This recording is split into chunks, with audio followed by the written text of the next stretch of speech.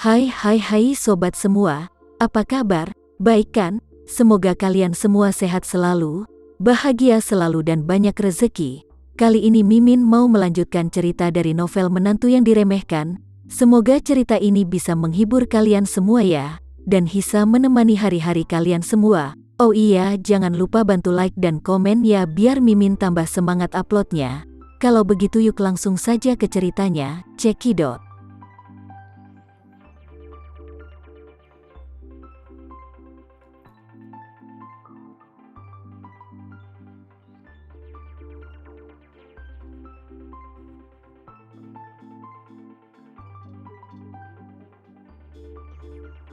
Ekspresi Linda tiba-tiba menegang. Tuan, maksudmu, seseorang telah menyewa dia untuk sengaja membunuhku? Tama mengangguk tegas. Menurutku seharusnya sih seperti ini. Linda sedikit gugup sekaligus, dan pada saat yang sama dia tidak bisa mengerti. Dia berkata dengan samar, tapi itu tidak masuk akal. Sebelumnya aku tidak pernah menyinggung siapapun. Siapa yang akan diuntungkan jika aku mati? Tama menatapnya, tersenyum tetapi tidak berbicara, karena dia sudah memiliki jawaban di benaknya saat ini. Dia merasa bahwa Roni Suteja dan ayahnya yang memiliki kemungkinan besar berada di balik insiden itu. Tama tahu segalanya tentang keluarga Suteja. Orang tua Linda meninggal muda, dan ada beberapa paman dalam keluarga. Di antara mereka, ayah Roni lah yang paling tua dan memiliki pengaruh paling besar. Karena dia adalah putra tertua dan penerus yang seharusnya meneruskan tahta. Tapi, dalam generasi Linda, Roni secara alami adalah yang paling berpengaruh. Sementara Linda dia tidak banyak berpengaruh karena dia tidak punya orang tua dan sendirian. Beruntung juga Tuan Libertus merawat dan mencintainya. Jadi meskipun orang tuanya pergi, dia masih bisa menikmati kasih sayang dari kakeknya, Tuan Libertus. Jika Tuan Libertus adalah pemimpin tahta keluarga Suteja yang sakit dan sudah tua, sementara Linda tidak memiliki orang tua, dia khawatir keluarga Suteja akan menggunakannya sebagai alat pernikahan dan menikahkannya dengan keluarga besar lain. Namun, sejak Linda bertemu Tama, posisinya di keluarga Libertus menjadi melejit. Ketika Libertus tua sedang sekarat, Linda lah yang meminta Tama untuk menyelamatkannya dan membawanya kembali dari ambang kematian. Kemudian Tama juga kasihan padanya, apalagi dia memikirkan Linda. Akhirnya memberinya pil peremajaan untuk memulihkan kesehatannya dan menjadi 20 tahun lebih muda. Oleh karena itu, ketika Tama memberikan pil sebagai hadiah ulang tahunnya di hari ulang tahunnya, Tuan Libertus sangat bersemangat sehingga dia menyerahkan posisi penerus tahta kepada Linda. Dengan cara ini, Linda tiba-tiba menjadi yang terkuat di keluarga Libertus. Sebaliknya, kekuatan dan pengaruh Roni dan ayahnya telah menyusut drastis. Dalam hal ini, Roni dan ayahnya pasti sangat tidak senang dengan posisi Linda. Begitu ketidakpuasan di hati mereka terus menumpuk, seiring waktu, mereka punya ide untuk membunuh Linda, dan sepertinya masuk akal. Linda benar-benar tidak bisa memikirkan siapa yang menginginkan hidupnya. Meskipun bayangan Roni dan ayah Roni melintas di benaknya, dia segera menyangkal gagasan ini.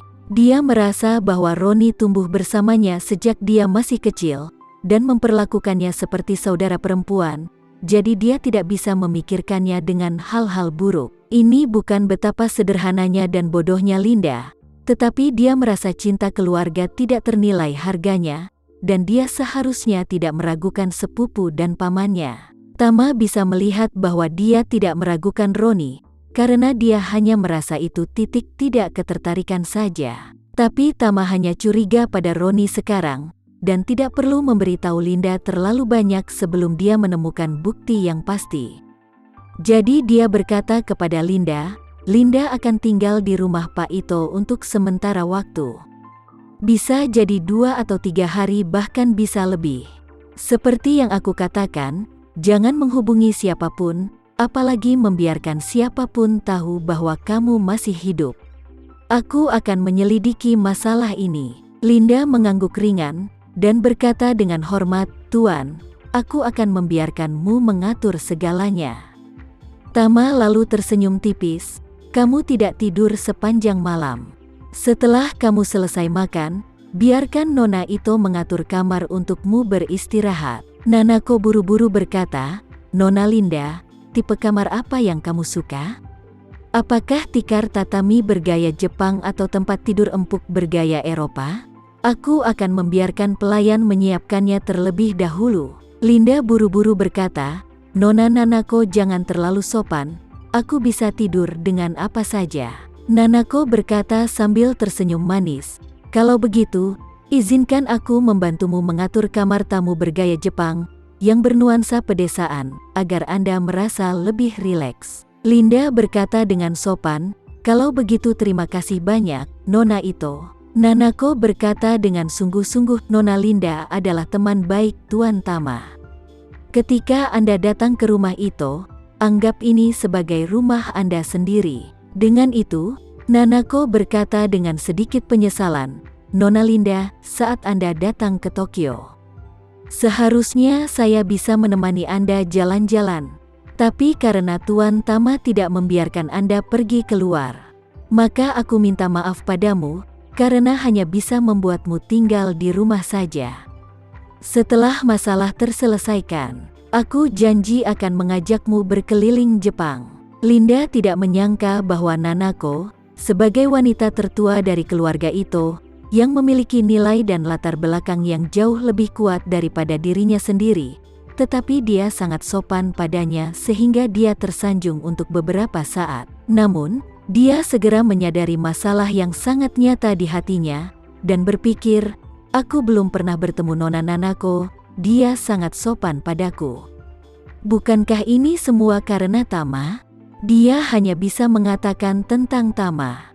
Terlalu banyak kemampuan, terlalu banyak relasi." Saat Linda merasa emosional, Nanako sudah menyiapkan matcha untuk minum bersama. Dia adalah orang pertama yang membawa cangkir teh di depan Tama. Dengan sedikit rasa hormat dan sedikit rasa malu, dia berkata, "Tuan, Nona, selamat menikmati."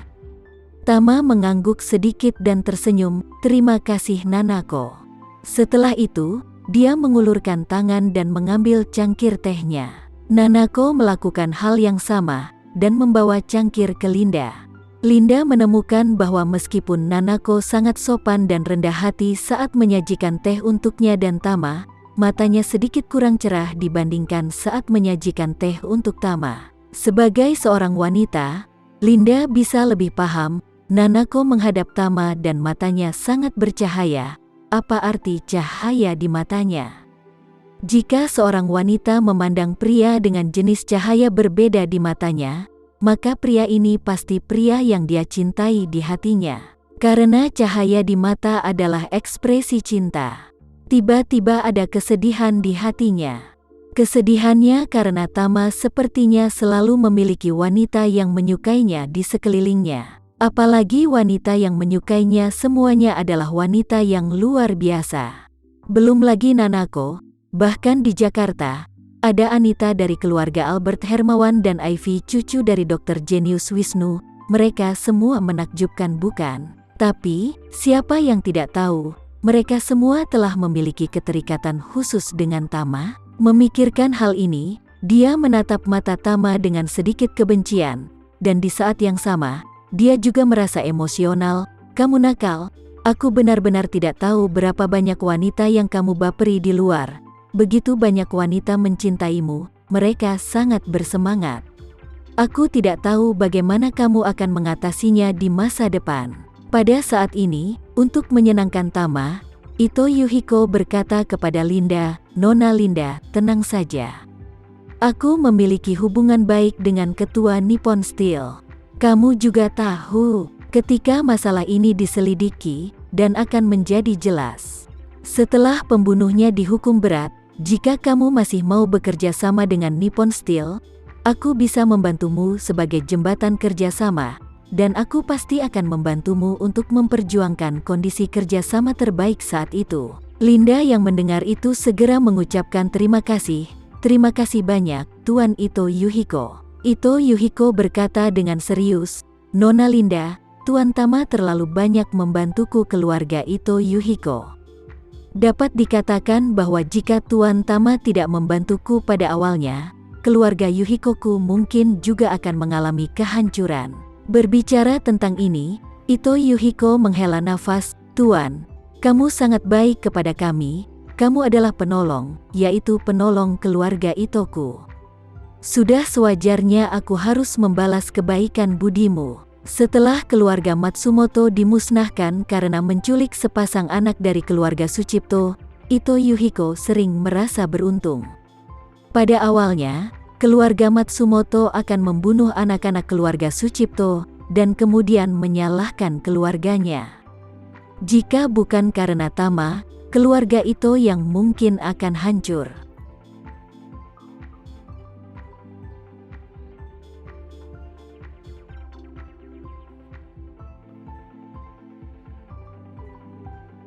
Sekian dulu ya cerita kali ini, kita lanjutkan lagi ceritanya di lain waktu.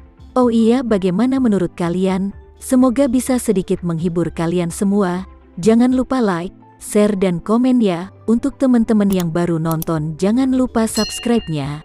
Hehehe, kalau ada teman-teman yang ingin gabung langganan bisa langsung gabung saja untuk dapat fitur yang menarik dan sedikit membantu Mimin. Terima kasih sudah menonton, sampai jumpa lagi. Bye bye bye.